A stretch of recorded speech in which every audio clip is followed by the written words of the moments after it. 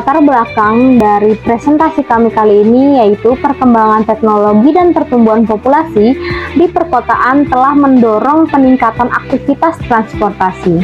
Hal ini menciptakan tantangan dalam pengelolaan jaringan transportasi, terutama dalam mengoptimalkan distribusi kendaraan agar dapat mengurangi kemacetan dan meningkatkan efisiensi lalu lintas. Akibat dari sistem transportasi yang tidak terkelola dengan baik, menyebabkan kemacetan lalu lintas pada wilayah perkotaan. Ini dapat menimbulkan dampak negatif yang sangat besar. Dampak negatif dari sisi pengguna atau user salah satunya adalah kerugian waktu karena kecepatan perjalanan yang rendah, sehingga menyebabkan biaya perjalanan yang tinggi. Rumusan masalah yang kami angkat adalah yang pertama, bagaimana matriks dapat digunakan untuk mempresentasikan jaringan transportasi secara matematis. Yang kedua, bagaimana matriks dapat membantu dalam optimasi jaringan transportasi. Dan tujuan dari analisa kami yaitu yang pertama, untuk menjelaskan konsep dasar matriks dalam transportasi, dan yang kedua, untuk menentukan jumlah kendaraan yang melalui setiap ruas jalan menggunakan inverse matriks untuk optimasi lalu lintas di kota tersebut.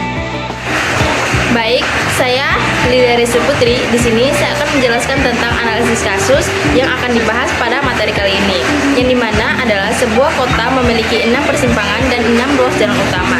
Setiap ruas jalan memiliki kapasitas kendaraan yang dapat dilalui, dan jumlah kendaraan yang melewati setiap ruas jalan harus dihitung. Mahasiswa diminta untuk menggunakan matriks untuk menganalisis dan mengoptimasi distribusi kendaraan di kota tersebut, yang dimana masing-masing matriks telah diketahui sebagai berikut. Pertama, matriks koefisien untuk distribusi kendaraan di jaringan, yaitu matriks A. Setiap baris pada matriks A memiliki salah satu dari 6 persimpangan. Setiap kolom pada A memiliki salah satu dari 6 ruas jalan. Sementara setiap elemen A menunjukkan apakah ruas jalan X. Yang pertama, terdapat kendaraan masuk ke dalam persimpangan jika bernilai positif, terdapat kendaraan keluar dari persimpangan jika bernilai negatif, dan tidak terhubung ke persimpangan jika nilainya 0. Yang kedua adalah jumlah matriks kendaraan yang melewati persimpangan atau matriks B. Matriks B ini adalah vektor yang menunjukkan jumlah kendaraan yang melewati persimpangan. Dalam analisis ini, matriks B adalah jumlah kendaraan yang masuk atau keluar persimpangan per harinya. Selanjutnya, kita menentukan persimpangan 1 sampai dengan persimpangan 6, di mana persimpangan 1 didapatkan data sebesar 2x1 plus x2 min x4 sama dengan 250. Persimpangan 2x1 plus 3x2 plus 2x3 min x5 sama dengan 300. Persimpangan 3x2 plus 4x3 plus 2x4 min x6 sama dengan 200. Persimpangan 4 min x1 plus 2x2 plus 3x4 sama dengan 150. Persimpangan 5x2 min x2 plus 3x5 plus 2x6 sama dengan 400. Dan yang terakhir kita menentukan persimpangan 6 yaitu min x3 plus 2x5 plus 3x6 sama dengan 500. Setiap persimpangan yang ada harus memenuhi hukum konversasi arus kendaraan, di mana jumlah kendaraan yang masuk persimpangan sama dengan jumlah kendaraan yang keluar dari persimpangan. Informasi ini atau persamaan ini memberikan informasi penting seperti untuk mengidentifikasi ruas jalan yang sering mengalami kemacetan dan perencanaan jalur alternatif dari jalan persimpangan yang sedang terkena macet.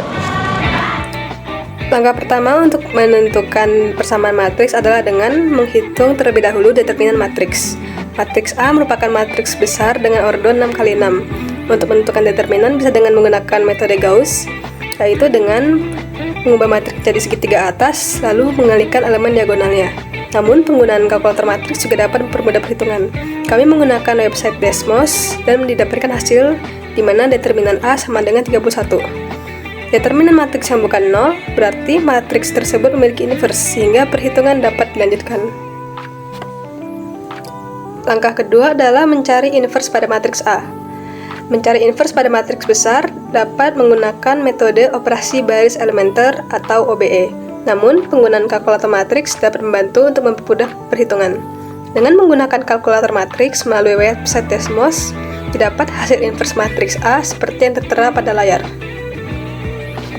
Baik, di sini saya akan melanjutkan penjelasan tentang sistem matriks yang ketiga, yaitu mengalihkan matriks inverse A dengan matriks B pada matriks koefisien. Terdapat sistem persamaan linear yang dinyatakan dalam bentuk sebagai berikut, yang dimana A kali X sama dengan B, dimana persamaan tersebut kemudian disesuaikan menjadi sebagai berikut, yaitu X sama dengan A inverse kali B.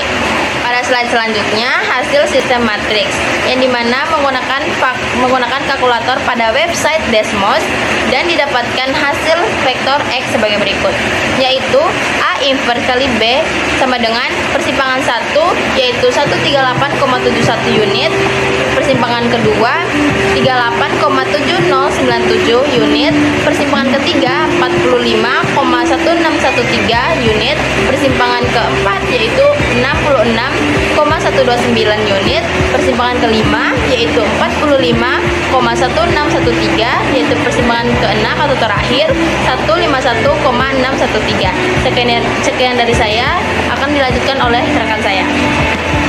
Dari vektor X yang sudah didapat, kita substitusikan ke persamaan 1, sehingga menjadi 2 kali 138,71 tambah 38,7097 kurang 66,129 dan didapatkan hasil 250. Begitu juga pada persamaan 2, kita substitusikan vektor X tadi ke persamaan 2, sehingga menjadi 138,71 tambah 3 kali 38,7097 tambah 2 kali 45,1613 kurang 45,1613, sehingga didapat hasil untuk persamaan 2 adalah 300. Pada persamaan 3, kita substitusikan vektor X tadi, sehingga menjadi 38,71 tambah 4 kali 45,1613 tambah 2 kali 66,129 kurang 151,613 dan didapatkan hasil untuk persamaan 3 adalah 200. Baik, kita lanjutkan kepada pembuktian sistem persamaan, di mana persamaan keempat itu didapat fungsi sebesar min x1 plus 2x3 plus 3x4, di mana angkanya itu min 138,71 ditambah 2 kali 45,1613 ditambah 3 dikali 66,129 mendapatkan angka sebesar 150. Kita lanjut ke persamaan 5, di mana fungsinya itu min x2 plus 3x5 plus 2x6, di mana angkanya itu sebesar min 38,71 ditambah 3 kali 45,1613 ditambah 2 dikali 151,613 menghasilkan angka sebesar 400. Serta persamaan ke-6 yaitu fungsinya min x3 plus 2x5 plus 3x6, di mana angkanya itu sebesar minus 45,1613 ditambah 2 dikali 45,1613 ditambah 3 dikali 15,613 mendapatkan angka sebesar 500. Setelah kita sudah menentukan persamaan 1 sampai dengan persamaan 6, dapat disimpulkan bahwa persamaan 1 sampai 6 sudah sama dengan matriks B, yang artinya sudah sesuai dengan vektor X. Kesimpulan pada presentasi kami kali ini, yang pertama adalah matriks dalam transportasi adalah alat penting untuk menganalisis dan mengoptimalkan sistem mobilitas.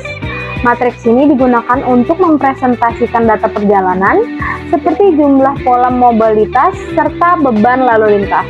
Selain itu, matriks mendukung perencanaan rute dan jadwal yang efisien melalui algoritma optimasi.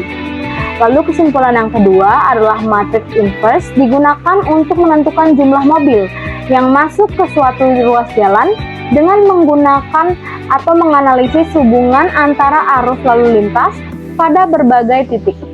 Metode ini mempermudah analisis aliran kendaraan dan mendukung pengelolaan lalu lintas secara efisien.